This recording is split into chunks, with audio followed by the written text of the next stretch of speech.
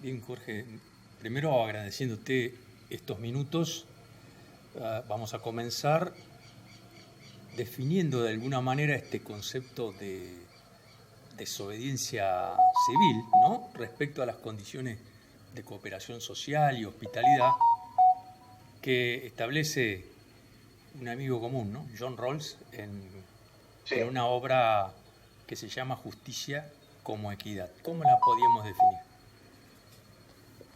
bueno, así es, pues, querido Gustavo.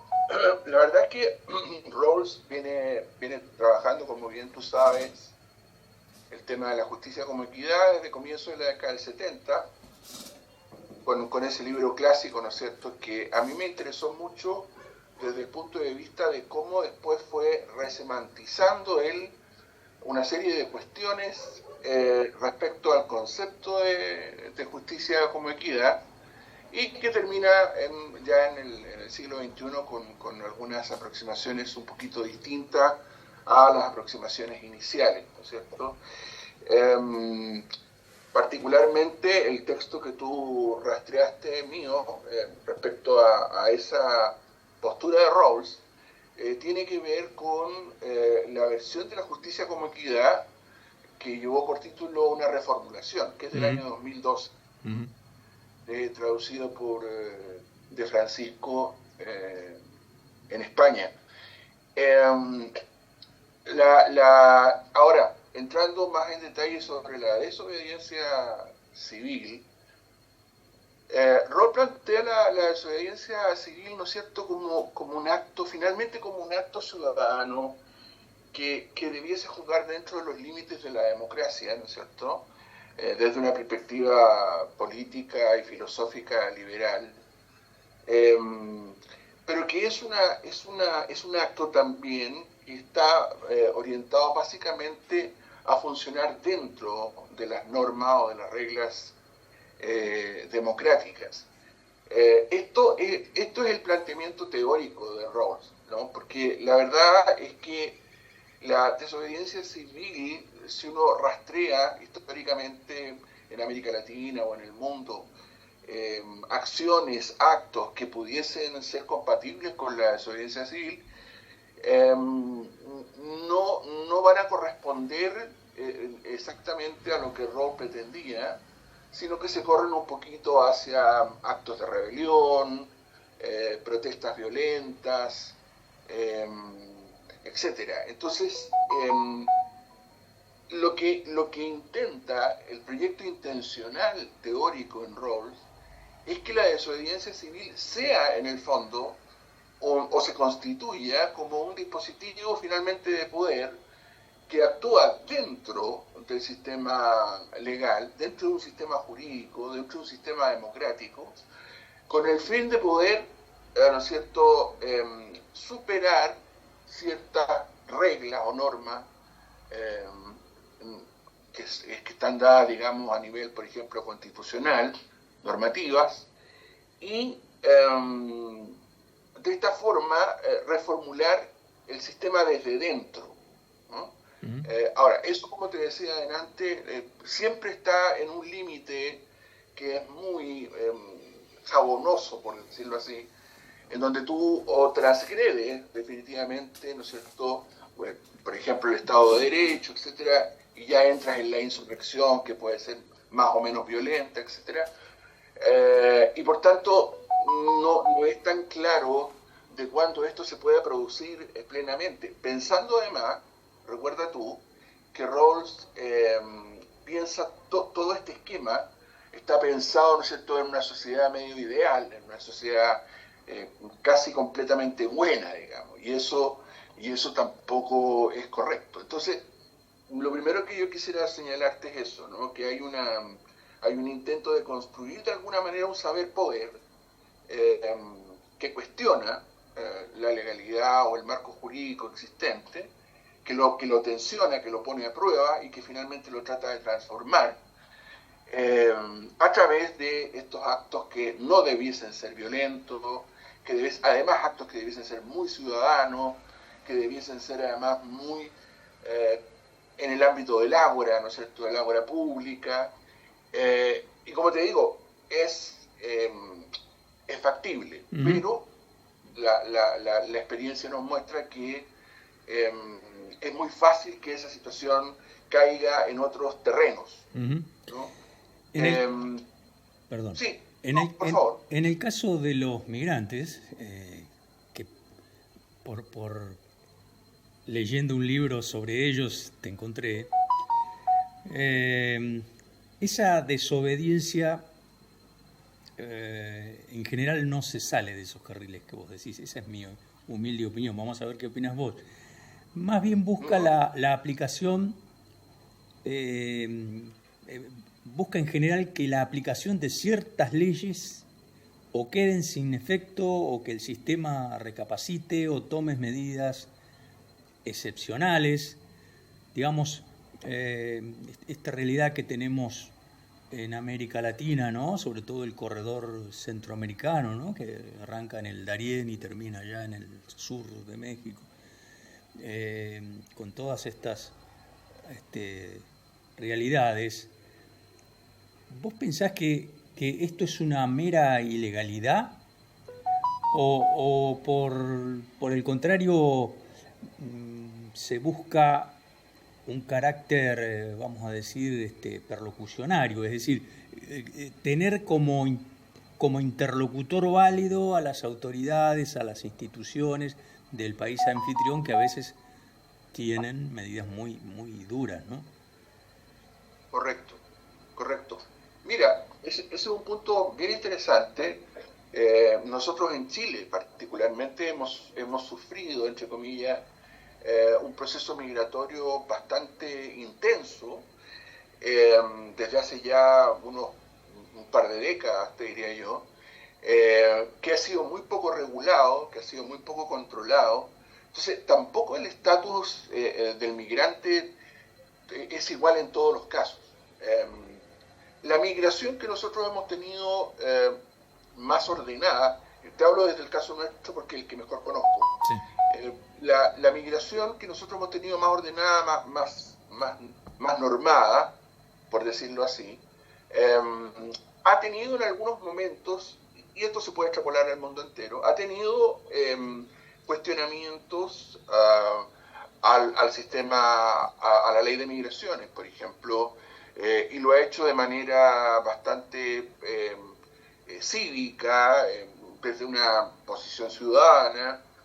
Y en ese sentido, claro, genera, ¿no es cierto?, una tensión, genera en el fondo una interpelación para que claramente haya cambios, ¿no es cierto? Porque, por ejemplo, las leyes de migración, sobre todo en países de América Latina que han tenido dictaduras, como es el caso nuestro, como es el caso de ustedes, todas las leyes de migración que se han ido construyendo desde la segunda mitad del siglo XX hasta hoy día, todas subyace a ellas el tema del control, ¿no? del migrante controlado, del migrante sospechoso, ¿no? Entonces, claro, se ha vuelto el migrante hacia una interpelación hacia eso, en el sentido de que no debiese ser esa la postura de una ley de migración ni tampoco de las políticas migratorias. Y en ese sentido, yo te diría que claramente representa un acto perlocutorio que va mucho más allá de la simple protesta o del simple grito, ¿no es cierto? Y tiene que ver claramente, sí, con una apelación a ciertas creencias, a ciertas actitudes o conductas, ¿no es cierto?, que tiene el país en que están para cambiar esto. En Chile, por ejemplo, a partir de lo que ha pasado con migraciones como la haitiana, la colombiana, la venezolana, hemos tenido que aprender a convivir con eso y aprender también a entender o a dialogar con aquella parte de la migración que está realizando este tipo de actos. Aun cuando, como la hospitalidad, justamente la que hablábamos delante, es un poquito compleja porque supone una posición de tránsito, ¿no?, en la que el migrante está. Al migrante, efectivamente, cualquier ley bien inspirada debiera proveerle de hospitalidad. Pero la hospitalidad es un tránsito hacia hacia convertirse en un ciudadano hecho y derecho. Y en ese sentido yo creo que lo que se ha hecho en términos, si tú quieres, como de desobediencia civil, representa un acto perlocutivo para generar conciencia, ¿no? Sobre todo en el poder del Estado, para que esta adaptación, esta integración, ¿no es cierto?, se haga desde derechos más universales, desde derechos humanos, ¿no es cierto?, que deben cumplirse siempre. Sí. Estamos viviendo una situación bastante complicada, creo que bastante lejos, no sé lo que vos opinás, pero bastante lejos de ese estado ideal, ¿no?, que planteaba Rawls. Digo por la política, la nueva política de Estados Unidos, que es de alguna manera el país del norte el destinatario de todos estos esfuerzos migratorios, ¿no? Así es. Efectivamente, el rumbo que ha tomado Estados Unidos, ¿no es cierto?, como la potencia más importante de Occidente en este minuto, es una postura que es bastante radical y que de una u otra forma va a tensionar aún más este posible o eventual diálogo, ¿no? Ahora, también en este contexto, bueno, estoy pensando un poco en lo que pasa en tu país también, va a ser mucho más difícil que se establezcan estas cuotas de aceptación, estos niveles de aceptación, estos niveles de integración, porque en definitiva son regímenes que desde su óptica ideológica más radical también se vuelven totalitarios. Entonces, en el caso de Trump, lo que vamos a ver seguramente es una especie de limpieza que él va a querer hacer. Acuérdate que en el primer gobierno ya trabajó muy duro en lo que tenía que ver con la frontera con México, sí, con la construcción del muro, ¿no es cierto? Lo mismo está haciendo con Canadá, y por tanto yo creo que no son buenas noticias para el mundo occidental en ese sentido, porque efectivamente la desobediencia civil requiere de ciertas condiciones, de un clima democrático, digamos, que no vamos a tener en la región. Uh-huh. ¿Y entonces vos decís se va a radicalizar el movimiento migratorio? Mira, lo que pasa es que como esta es una cosa sistémica, este es un fenómeno que en donde está todo conectado, lo más probable que lo que tiene que ver con lo que está sucediendo en la región conosureña, lo que está sucediendo fundamentalmente con Chile, y este corredor que se ha formado, que viene desde Venezuela, que pasa por Ecuador, por Colombia, por Perú y que llega a Chile. Y al no ser Chile también un país gravitante internacionalmente, hay que decir las cosas como son, el problema es que la gente que se desplaza, los individuos que se desplazan hacia el país, en su gran mayoría no están siendo parte de una migración controlada, normada, y no pueden serlo porque además la mayor parte de ellos son indocumentados, etc.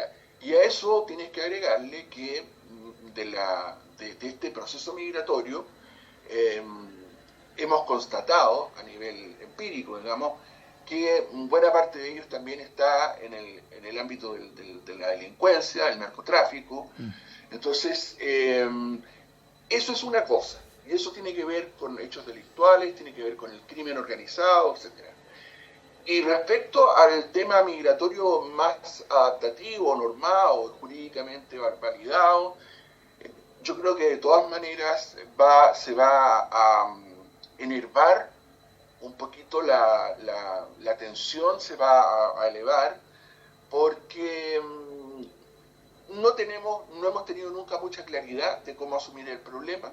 Estoy hablando particularmente de Chile, desde 1845, en que proyectamos los primeros esbozos de leyes, las protoleyes, digamos, respecto a este tema. Nunca hemos tenido claridad con cómo abordarlo bien, y yo creo que ahora se va a generar que no van a conversar de manera fluida los grupos migratorios, te estoy diciendo los más formales, porque los otros caen en un ámbito más bien penal, y va a ser difícil, va a ser muy difícil poder convencer ahí. Es distinta a la situación de Estados Unidos, donde ya Trump devolvió a más de 300 venezolanos, que los puso en algún lugar de Mesoamérica, qué sé yo. Pero es Trump y es Estados Unidos. En el caso nuestro nos ha costado mucho, y sobre todo el tema de la devolución de individuos que están al margen de la ley. Sí, evidentemente es un proceso que se aleja bastante de esa desobediencia ideal de John Rawls. Te voy a pedir una síntesis, si eso fuera posible, de los rasgos principales justamente que establecía Rawls para lo que él llamaba la desobediencia civil legítima. Claro, mira, antes de entrar en esa definición más breve, decirte que de todas maneras los esfuerzos que hizo Rawls por más de 3 décadas, digamos, siendo un filósofo político, ¿no es cierto?, liberal, son esfuerzos muy valiosos. O sea, yo creo que de todas maneras ahí hay un aporte que se tiene que tener en cuenta, sobre todo por lo que nos ha costado, y me refiero hasta el día de hoy, llegar a una concepción más unificada de lo que es la justicia. Claro. O sea, yo creo que el aporte de Rawls hay que valorarlo así. En el caso de la desobediencia civil, esto como un instrumento, ¿no es cierto?, como dispositivo de poder, como un saber poder que finalmente tiene una influencia en el poder establecido, en el poder político, legislativo, jurídico, etc. Bueno, es una acción política que está muy enlazada, ¿no es cierto?, con movimientos sociales, etc., que se realiza en la sociedad civil, ¿cierto? Y que tiene características bien peculiares, entre ellas, ¿no es cierto?, una de las más importantes es que es una acción voluntaria, que es una acción pública, lo que te decía antes, que se debate o que se produce en la polis, digamos, en el ágora. Y que, bueno, una de las cosas más importantes justamente es esto de que es colectiva, ¿no es cierto?, que agrupa a un conjunto importante de individuos en la sociedad, y que sin caer en la violencia, ¿no es cierto?, en ninguna de sus formas, ni física, ni psicológica, etc., es capaz de interpelar un aparato de justicia, un aparato legislativo, formas de gobierno, para, desde dentro de ese sistema, hacer o producir modificaciones en beneficio de quienes están desarrollando esos actos. Muy bien. Jorge Brauer. Eso sería más o menos lo que yo te podría resumir sobre la desobediencia civil. Muy bien. Rawls. Muchas gracias, Jorge. Muy bien, ahí estaríamos.